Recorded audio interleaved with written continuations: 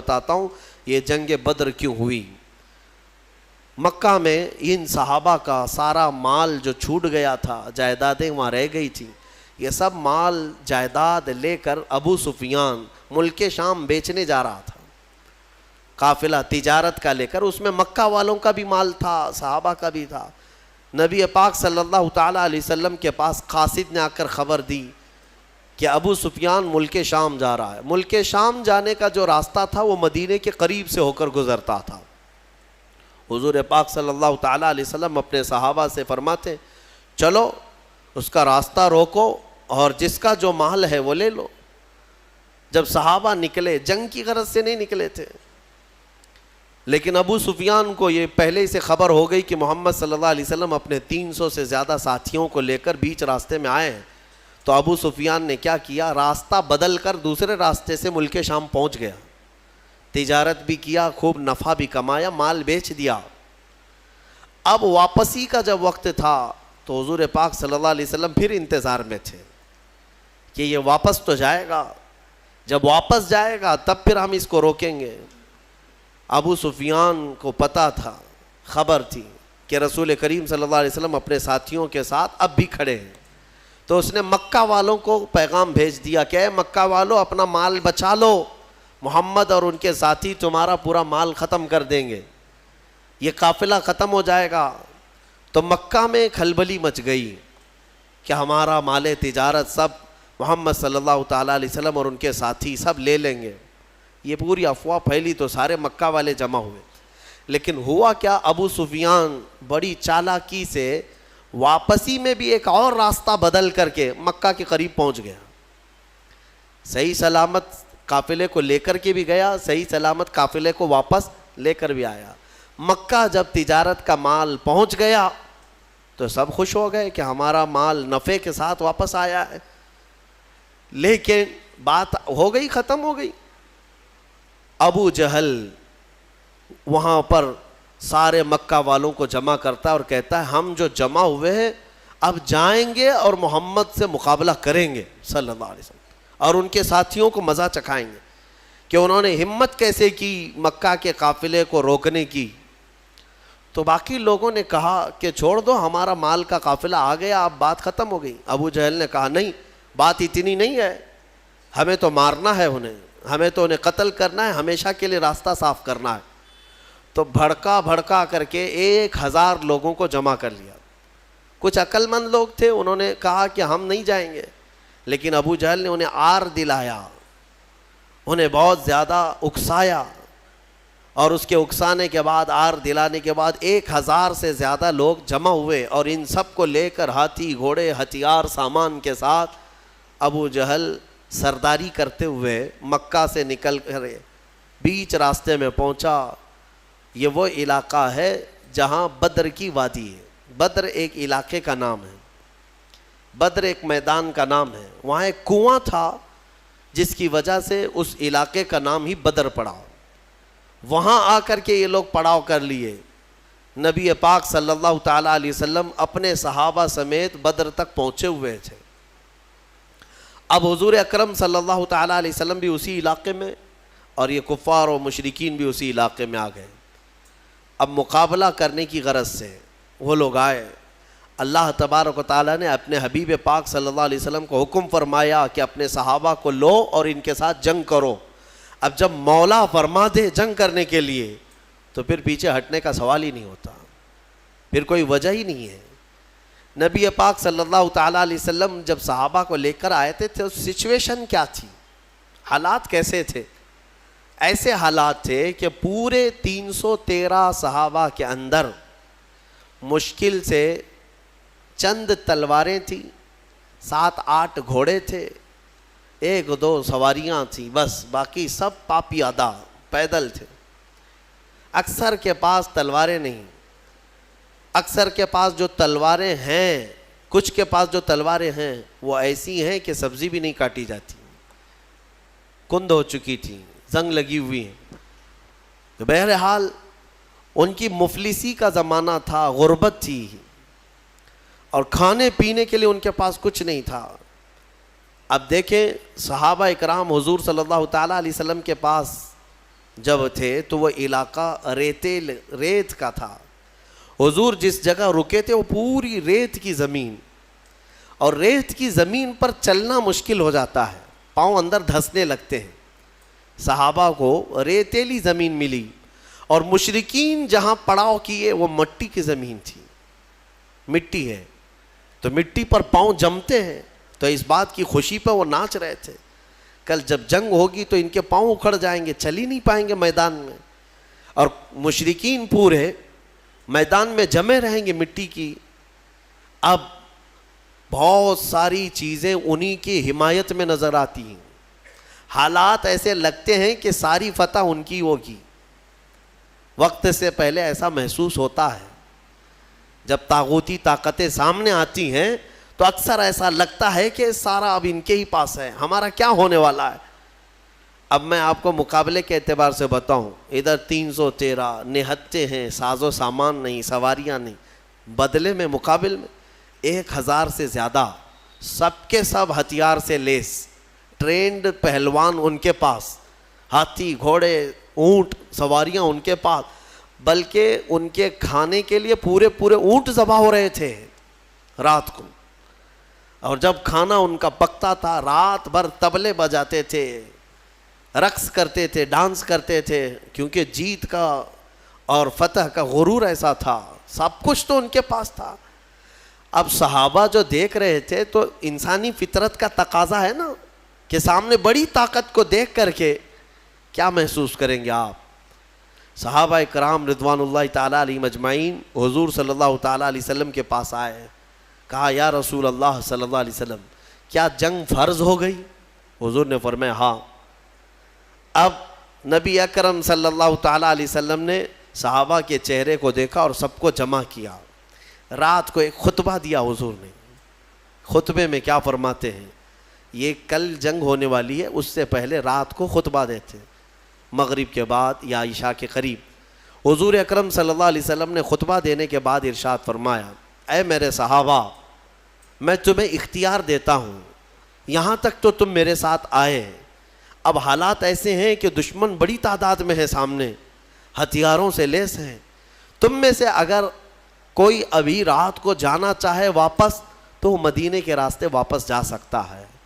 میں پوچھتا ہوں تمہارا کیا مشورہ ہے اس سلسلے میں.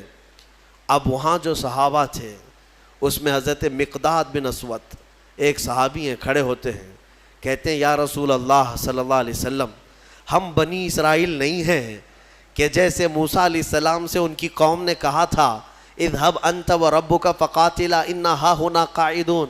ایک قوم کے مقابلے میں جانا تھا, موسیٰ علیہ السلام اپنی قوم کو بلا رہے تھے تو ان کی قوم نے کیا کہا تھا, موسیٰ آپ اور آپ کا خدا جائیں, ہم یہاں سے بیٹھ کے دیکھیں گے جنگ کیسی ہوتی ہے.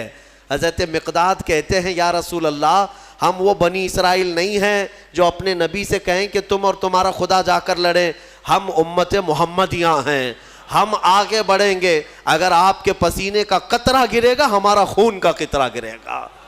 نبی اکرم صلی اللہ تعالیٰ علیہ وسلم کے بعد صحابہ ایک کے بعد دیگرے کھڑے ہوتے رہے اور پھر کہنے لگے یا رسول اللہ ہمارے ماں باپ, ہمارے اولاد, ہمارے مال و متاع سب آپ پر قربان ہے, یہاں آنے کے بعد پیچھے ہٹنا یہ جوانوں کی شان نہیں ہے. صحابہ کے اندر وہ جوش تھا, وہ جذبہ تھا, نہ صحابہ نے کبھی ہتھیاروں کی طرف دیکھا, نہ تلواروں کا دیکھا, نہ ساز و سامان دیکھا, بلکہ صرف دیکھا محمد ہمارے ساتھ ہیں, رسول پاک صلی اللہ علیہ وسلم ہمارے ساتھ. اب سنو اللہ کے نبی صلی اللہ تعالیٰ علیہ وسلم نے تسلی کے لیے کیا فرمایا. چند صحابہ کو لیا, میدان میں آئے, میدان میں آنے کے بعد معائنہ کیا اور فرمایا چند صحابہ ادھر کھڑے رہیں گے, کچھ ادھر رہیں گے. جنگ کی ترتیب میرے آقا بنا رہے تھے, لیکن اسی وقت حضور کے ہاتھ میں ایک لکڑی تھی, آپ نے ایک دائرہ کھینچا اور صحابہ سے کہا کل دیکھنا اس میں ابو جہل گر کے مرے گا, اور ایک لکیر سے دائرہ کھینچا اور کہا یہاں عتبہ مرے گا, اور ایک کھینچا کہا یہاں شیبہ مرے گا. جو بڑے بڑے ان کے پہلوان تھے ان کے نام لے کر لکیر کھینچ دیا حضور نے. اب صحابہ کرام جانتے تھے یہ لکیر عام لکیر نہیں ہے, دنیا اور زمین و زمان ٹل سکتے ہیں مگر یہ لکیر بال برابر بھی فرق نہیں کر سکتی. حضور پاک صلی اللہ تعالیٰ علیہ وسلم کا یہ فرمان صحابہ کے حوصلے اتنے بلند کر دیا. انہیں پتا تھا اب کل جنگ میں جو بھی ہوگا, لیکن اتنا تو طے ہے کہ ابو جہل مرے گا, اتنا تو طے ہے. کیوں؟ غیب داں رسول نے ایک رات پہلے ہی بتا دیا ہے, اور وہ بھی لکیر کھینچ کر بتایا. اب یہ ایک چیز تھی, صحابہ کا حوصلہ بڑھا ہے. جب واپس آئے رات کو, کافی رات ہو چکی تھی, حضور سجدے میں گر گئے اور دعا کرنے لگے. دعا میں جو مناجات اپنے رب سے کر رہے تھے وہ الفاظ کیا تھے؟ اللہ کی بارگاہ میں یوں کہتے, مولا تیرے یہ بندے, عاجز بندے تیرے دربار میں آئے اور سبوں نے اپنی طاقت اور استطاعت کے مطابق اپنی محنتیں پیش کر دیں, میدان تک آ گئے. اب اگر کل تو انہیں فتح نہیں عطا کرے گا, حضور یہ کہہ رہے اپنے مولا سے, اے رب اگر کل تو انہیں فتح نہیں عطا کرے گا, لن تعبد ابدا, پھر قیامت تک تیری عبادت نہیں ہو سکے گی, قیامت تک پھر تیری عبادت نہیں ہو سکے گی. یہ شان محبوبی تھی. حضور اکرم صلی اللہ تعالیٰ علیہ وسلم اپنے رب سے گڑ گڑا کر مانگ رہے تھے. ابھی دعا سے آپ نے سر اٹھایا, بہت تیز بارش شروع ہو گئی. رات کے وقت بارش شروع ہو گئی. بارش ہونے کے بعد حضور نے اکرم صلی اللہ علیہ وسلم کے لبوں پہ مسکراہٹ آئی اور صحابہ سے کہا, اللہ کی پہلی مدد آ چکی, اللہ کی پہلی مدد آ چکی. صحابہ نے محسوس کیا. کیوں جانتے ہیں؟ اس بارش کا اثر یہ ہے کہ جو ان کی ریتیلی زمین تھی صحابہ کی, وہ مضبوط ہو گئی, اور ان کفار کی مٹی والی زمین کیچڑ سے پھسلنے لگ گئی.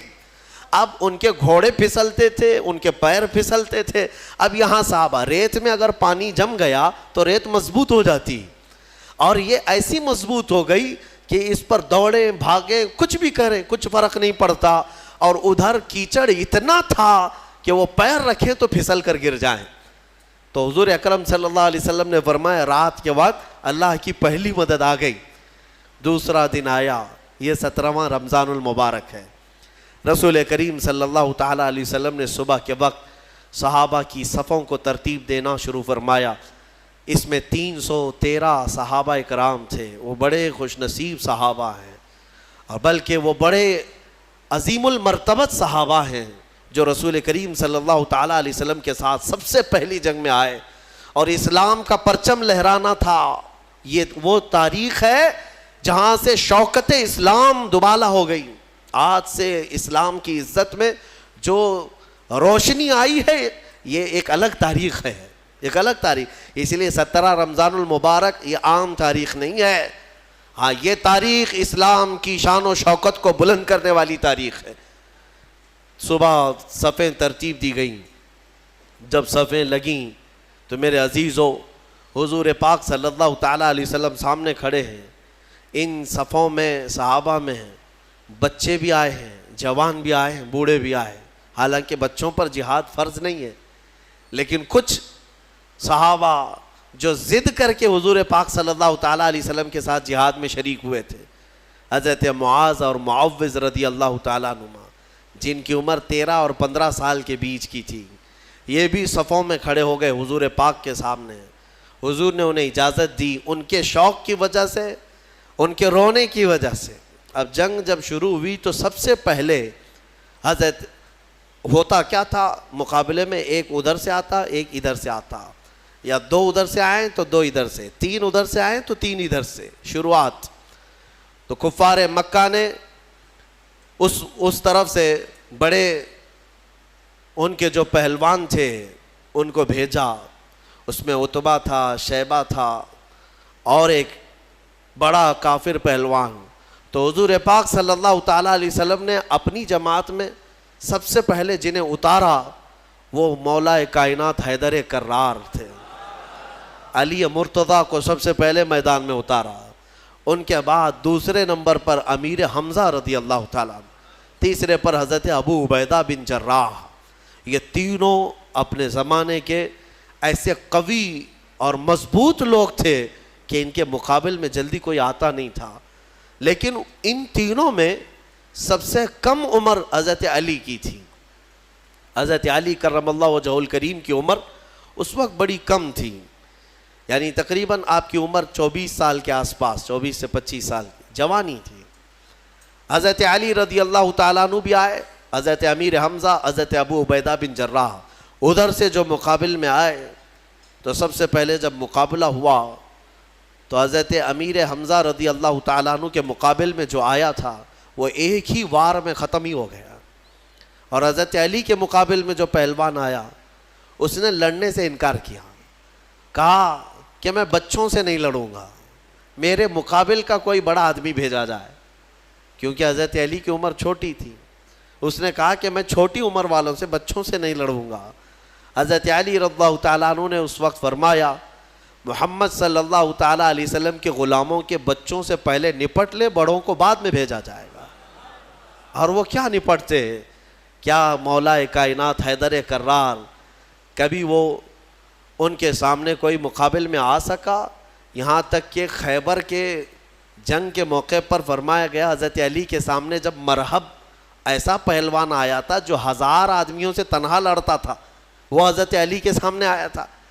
وہ بھی لوہے کی ٹوپی, اس کی سب سے مشہور ٹوپی تھی لوہے کی, پہن کے رہتا لوہے کا زرہ, اور حضرت علی اس کے مقابل میں آئے. اس وقت حضرت علی کی حالت تو یہ تھی کہ آنکھیں لال ہو گئی تھیں, آشوب چشم کی بیماری تھی اور بخار تھا, بخار بھی ہے اور آنکھیں لال تھیں وہ خیبر کے موقع پر. تب حضرت علی نے مرحب کے ساتھ جو مقابلہ کیا وہ ذوالفقار حیدری, جو تلوار ہے آپ کی, اٹھا کر جو مرحب کے سر پر مارا تھا تو وہ لوہے کی ٹوپی تک 2 ٹکڑوں میں تبدیل ہو چکی تھی. وہ وار کیا تھا, حضرت علی رضی اللہ تعالیٰ عنہ کے وار سے کوئی بچ پائے گا؟ یہاں بدر کے میدان میں بھی جو آیا وہ تھوڑی ہی دیر میں مقابلہ کرتے کرتے حضرت علی کے ایک وار میں اس کی گردن ہوا میں اڑی اور نیچے آئی. یہ وہ منظر تھا جب پیچھے جو صحابہ تھے انہوں نے دیکھا تو بلند آواز سے نعرہ تکبیر بلند کیا تھا اور پورا میدان گونج اٹھا تکبیر کی آواز سے. اسی کو تو اقبال نے کہا تھا کفر دم توڑ دے گا ٹوٹی ہوئی شمشیر کے ساتھ, کفر دم توڑ دے گا ٹوٹی ہوئی شمشیر کے ساتھ, گر تم نکل آ جاؤ ایک بار نعرہ تکبیر کے ساتھ. وہ تکبیر کی آواز وہی تھی جو صحابہ, ان کی تلواریں کیا تھی. اس کے بعد مقابلہ شروع ہوا. شروع میں ایک کے بعد دیگرے ہوتے تھے, پھر گھمسان کی لڑائیاں, یعنی صفوں کی صفیں آپس میں مل جاتی. اب یہ مقابلہ اس قدر سخت ہو گیا کہ دوپہر کے وقت, عین دوپہر کے وقت اللہ تبارک و تعالیٰ نے 3000 فرشتوں کو اتارا. قرآن میں اذ تقول للمؤمنین الن یکفیکم ان یمدکم ربکم بثلاثۃ آلاف من الملائکۃ منزلین. حضور صلی اللہ علیہ وسلم دیکھ رہے تھے کتنے فرشتے آئے اور صحابہ سے کہہ رہے تھے اب ڈرو مت, لڑو, کیا تمہارے لیے اتنا کافی نہیں ہے کہ اللہ نے 3000 فرشتے تمہارے لیے اتارے؟ بلا ان تصبروا وتتقوا ويأتوكم من فورهم هذا يمددكم ربكم بخمسة آلاف من الملائکۃ مصومین. اللہ فرماتے ہیں ہاں کیوں نہیں, جب تم لوگوں نے صبر کیا, استقامت سے کھڑے رہے میدان میں, تو مولا نے اپنی جانب سے مدد کرتے ہوئے 5000 فرشتوں کو اتارا. جس وادی میں یہ فرشتے اترے تھے نا, بدر کی وادی میں, جبل ملائکہ, وہاں ایک پہاڑ ہے, ایک پہاڑ ہے, وہ پتھر کا پہاڑ, لیکن آج اگر آپ جا کر دیکھیں گے تو پورا ریت کا پہاڑ ہے. آس پاس پورے پتھروں کے پہاڑ, بیچ میں ایک ریت کا پہاڑ ہے, اور وہ بھی ریت ایسی کہ چھنی میں بھی چھانو تو چھن جائے, یعنی رکے گی نہیں, اتنی باریک سافٹ, اور ایسا لگتا ہے جیسے اس کا نقشہ کسی نے بنا کر رکھا ہے. اتنے سالوں سے وہ پہاڑ اسی طرح ہے. بتایا جاتا ہے کہ وہ فرشتے اس پر پہاڑ پر اتارے گئے تھے. اب 5000 فرشتے جب بدر کے میدان میں آئیں تو کفار و مشرکین کی درگت کیا ہونی ہے. میرے عزیزوں, یہ جنگ شام تک نہ چلی بلکہ 70 کافر مارے گئے صحابہ کے ہاتھوں, اور مومنین کے صرف 13 مارے گئے, 13 کی شہادت ہوئی. 14ویں ایک صحابی تھے جو زخمی ہو گئے اور راستے میں ان کا انتقال ہوا. کل ملا کر کے 14 شہید ہوئے صحابہ 13 جنگ میں, اور ان 13 میں تو 2 بچے ہیں, حضرت معاذ اور معوذ, باقی 11 جوان. آپ اندازہ کریں 313 کی جماعت لے کر کے گئے تھے. اور 1000 ادھر سے آئے تھے، پھر بھی 70 ان کے مارے گئے، 70 پکڑے گئے قیدی بن کر کے، اور ادھر صرف 13 میں سے اگر جوانوں کو دیکھا جائے تو 11 صحابہ اکرام کی شہادت ہوئی. اور یہ فتح مبین ایسی تھی کہ شام ہونے سے پہلے میرے آقا صلی اللہ تعالیٰ علیہ وسلم میدان میں سجدہ ریز تھے اور یوں عرض کر رہے تھے کہ مولا تو نے اپنا وعدہ پورا کر دیا، مولا تو نے اپنا وعدہ پورا کر دیا، مومنین جمے رہے. میں کہنا اتنا ہی چاہتا ہوں میرے عزیزوں، ایمان والے کبھی اسباب پر بھروسہ نہیں کرتے، خالق اسباب پر بھروسہ کرتے ہیں. ہونا یہی چاہیے کہ تم یہ مت دیکھو کہ تمہاری حیثیت کتنی ہے، تمہاری تعداد کتنی ہے. اگر ایمان والے ہو تو قرآن کہتا ہے کم من فئۃ قلیلۃ غلبت فئۃ کثیرۃ باذن اللہ. اکثر ایسا ہوا ہے کہ چھوٹی جماعتوں کو اللہ بڑی جماعتوں پر بھاری کر دیتا ہے. یہ اس کی قدرت کے فیصلے ہیں. ہم نے آج تک تاریخ میں دیکھا ہے مٹھی بھر جماعت کسی کے ناک میں دم کر کے رکھتی ہے، چاہے وہ وقت کا سپر پاور ہی کیوں نہ ہو. کچھ جماعتوں کے سامنے گھٹنے ٹیکنے پر مجبور ہو جاتے ہیں. یہ حالات آج تک چلے آ رہے ہیں. میرے عزیزوں، اس بدر کی وادی میں میدان میں جو جنگ ہوئی، صحابہ نے اپنی جاں بازیاں پیش کی اور بہت ہی بہادری کے ساتھ وہ حضور اکرم صلی اللہ تعالیٰ علیہ وسلم کے ساتھ کھڑے رہے. اب میں آپ کو بتاتا ہوں، شام کا وقت ہوا، نبی اکرم صلی اللہ تعالیٰ علیہ وسلم اپنے صحابہ کے ساتھ میدان میں آئے. سارے بھاگ چکے تھے، جو بچے ہوئے تھے ساز و سامان سب چھوڑ کر بھاگے. جتنا لائے تھے مکہ سے کھانے پینے کے لیے سب میدان میں چھوڑ کر مکہ بھاگ گئے. 140 تو یہاں رہ گئے نا، باقی سب جان بچا کر بھاگے مکہ کی طرف. اب شام کے وقت جب حضور پاک صلی اللہ علیہ وسلم اپنے صحابہ کی لاشیں جمع کی ہے، شہداء کی، انہیں دفن کیا گیا. اب پھر صحابہ کے ساتھ میدان میں آتے ہیں. صحابہ کہتے ہیں ہم سب سے پہلے ڈھونڈ رہے تھے کہ ابو جہل کہاں مرا ہے، یا عتبہ شیبہ مرے ہیں یا نہیں مرے ہیں. جا کر کے دیکھا تو ابو جہل بھی مرا ہوا پڑا تھا. صحابہ کہتے ہیں ہم نے اس کے مرنے کی جگہ دیکھی تو رات کو کھینچی ہوئی وہ لکیر ویسی تھی، ایک بال بھی باہر نہیں گرا تھا، یعنی ایک انگلی بھی اس کی باہر نہیں تھی، اسی گھیرے کے اندر وہ گر کر مرا ہوا تھا. تم کیا سمجھتے ہو نبی پاک صلی اللہ تعالیٰ علیہ وسلم کو علم غیب نہیں ہے؟ اللہ تبارک و تعالیٰ نے اپنے رسول کو وہ سارے علوم عطا کیے جو نبی پاک نہیں جانتے، سارے علوم اللہ نے انہیں عطا کر دیے. اب عتبہ شیبہ یہ سب مرے ہوئے تھے. جنگ بدر میں کچھ ایسے لوگ بھی تھے جن کے بارے میں حضور پاک صلی اللہ تعالیٰ علیہ وسلم نے بلایا، جیسے حضرت بلال کو بلایا، حضرت بلال حبشی کو بلایا. اور ان کا جو آقا جو تکلیفیں دیتا تھا مکہ میں، امیہ، وہ بھی مرا ہوا تھا، وہ بھی گرا ہوا تھا یا زخمی تھا. تو حضرت بلال کو حضور نے فرمایا بلا کر کے، بلال آؤ اپنے آقا کو مار لو. جتنا اس نے مکہ میں تمہیں رسیاں ڈال کر کھینچا تھا، سینے پر سل رکھتا تھا، انگارے پہ سلاتا تھا، حضرت بلال حبشی نے اپنے ہاتھوں سے اس کو مارا، امیہ کو. وہ دیکھنے کا دن تھا. ابو جہل آخر وقت جو کہہ رہا تھا وہ بھی سننے کا وقت تھا. ہوا یہ کہ یہ دو چھوٹے بچے حضرت معاذ اور معوذ، یہ دو چھوٹے تھے. حضرت عبد الرحمن بن عوف یہ کہتے ہیں میں جنگ بدر میں گزر رہا تھا کہ یہ دونوں بچے آئے میرے پاس، کہنے لگے چچا جان ابو جہل کس کا نام ہے؟ یہ جانتے بھی نہیں تھے کیونکہ وہ مکہ کا ہے اور یہ بچے مدینے سے آئے ہیں. عبد الرحمن بن عوف کہتے ہیں میں نے پوچھا بیٹا تم کو کیا کرنا ہے اس کا؟ وہ سردار قریش ہے، وہ پہلوان ہے. ان دونوں بچوں نے کہا سنا ہے میرے مصطفیٰ کو گالیاں دیتا ہے، سنا ہے ہمارے آقا کی شان میں وہ گستاخیاں کرتا ہے. تو حضرت عبد الرحمن بن عوف کہتے ہیں ان بچوں کا جذبہ دیکھ کر کے میں خوش تھا.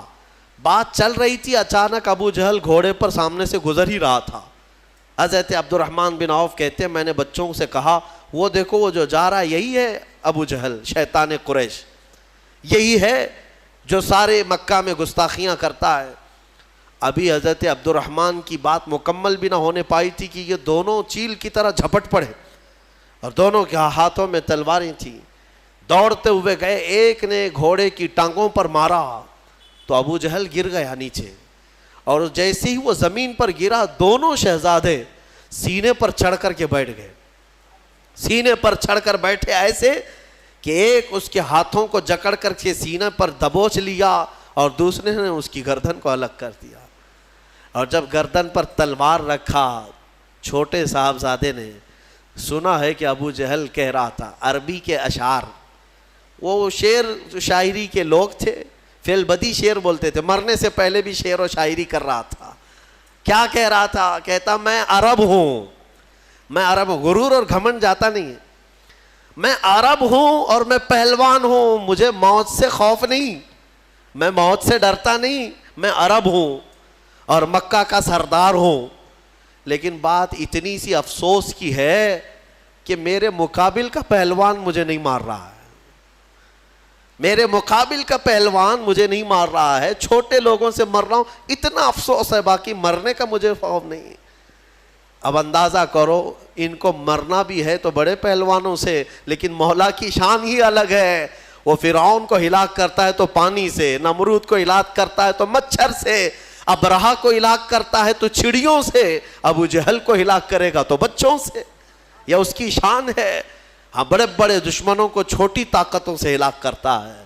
انشاءاللہ العزیز یہ جتنی طاغوتی طاقتیں آج بھی حکومت اور تخت کے نشے میں ناچ رہی ہیں, انتظار کرو اللہ رب العزت کی جب پکڑ آئے گی, ہلکی چونٹیوں سے مولا انہیں ہلاک و برباد کرے گا. ویسے تو یہ آئی گیا ہے وائرس جو نظر بھی نہیں آتا, یہ گردن میں جاتا ہے کہ دماغ میں جاتا ہے, پتہ نہیں کتنے ویریئنٹ لے کر کے آ رہا ہے. ہاں, ہر مہینے نئے نئے گھونگھٹ اوڑھ کر کے آتا ہے یہ کورونا, دیکھ بھی رہے ہیں آپ. ہاں, ہر مہینے نئی نئی دلہن ہے, اس کے نئے نئے جلوے ہیں.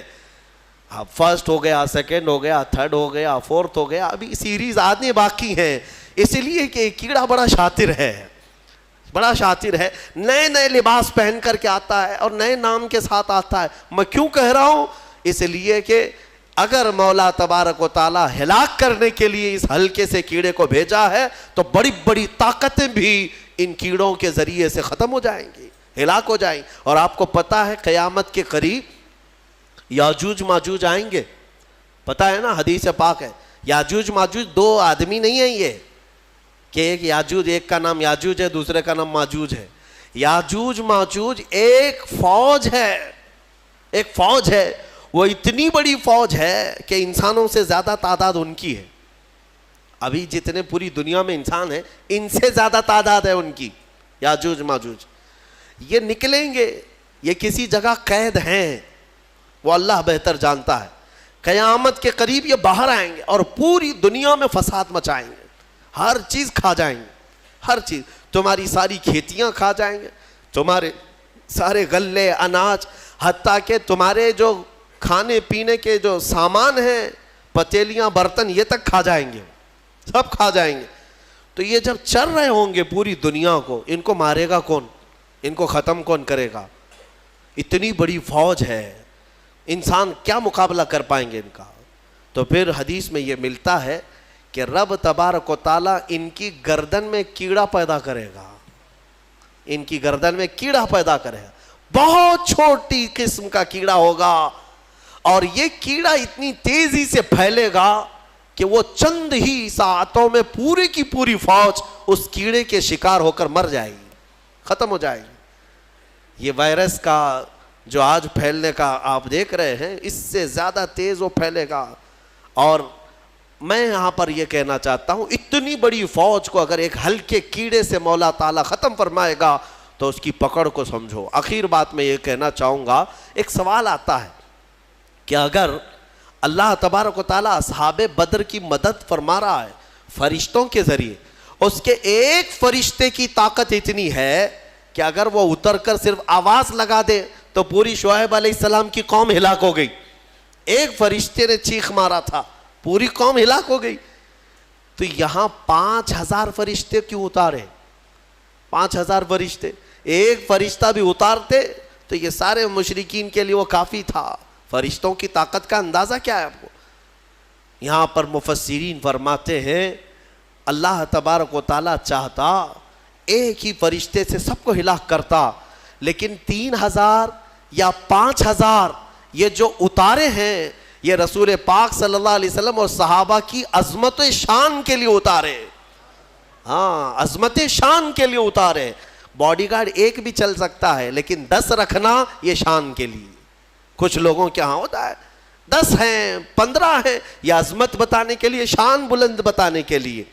बहरहाल ये जंग बद्र के बाद जो हालात चेंज हुए, अल्लाह का फजल है, शौकत इस्लाम बढ़ती ही गई। अल्लाह करीम इस बद्र की बरकतें हम सबको अता फरमाए। सब्सक्राइब कीजिए हमारे YouTube चैनल अरमान मलिक 78692 को, जिससे हमारी हर एक नई वीडियो आपको मिलती रहेगी।